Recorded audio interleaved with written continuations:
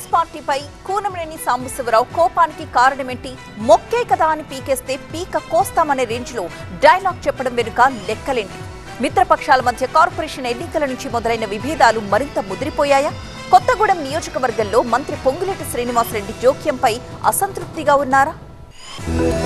కాంగ్రెస్ పార్టీపై సిపిఐ రాష్ట్ర కార్యదర్శి కొత్తగూడెం ఎమ్మెల్యే కూనంనేని సాంబశివరావు నిప్పులు చెరిగారు. తమను అవమానపరిస్తే బీఆర్ఎస్ కు పట్టిన గతే పడుతుందంటూ హెచ్చరించారు. మీ పతనాన్ని మీరే రాసుకుంటే తామేం చేయలేమని కూడా తేల్చి చెప్పేశారు. మేమేం పెద్ద పెద్ద పదవులు కోరుకోవట్లేదు, కానీ మమ్మల్ని అవమానపరిస్తే బీఆర్ఎస్ కి ఏ గతి పట్టిందో అదే గతి మీకు పడుతుంది. నేను స్నేహధర్మం పాటిస్తాను, మీరు కూడా పాటించండి. పాటించకపోతే మీకు రక్షించేవాడు ఎవడు ఉండడు. ఎందుకంటే బీజేపీ లాంటి మతోన్మాద పార్టీ రాకూడదని మేము కోరుకుంటున్నాం. అందుకని మేము సపోర్ట్ చేశాం.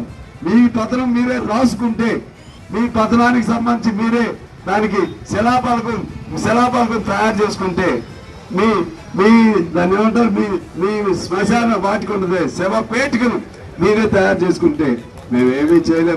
మొక్కే కదా అని పీకేస్తే పీక కోస్తామని సినిమా డైలాగ్ కూడా చెప్పారు కూనంనేని సాంబశివరావు. కమ్యూనిస్టులు 10 మందే కదా అనుకుంటే వారే మీ సంగతి తేలుస్తారన్నారు. భయపడే సమస్య లేదన్నారు. కమ్యూనిస్టుల్ని వీళ్ళేముందని చిరంజీవి సినిమా డైలాగ్ చూసావా? మొక్కే కదా అని పీకితే పీక కోస్తామని. మొక్కే కదా, కమ్యూనిస్టే కదా, వీళ్ళు 10 మందే కదా అనుకుంటే ఈ 10 మంది చాలు, మీ సంగతి చూస్తారని చెప్పి తెలియజేస్తున్నాను. కూనంనేని సాంబశివరావు చేసిన ఈ కమెంట్సే ఇప్పుడు కాకరేపుతున్నాయి. అసలేం జరుగుతోందన్న చర్చ మొదలైంది.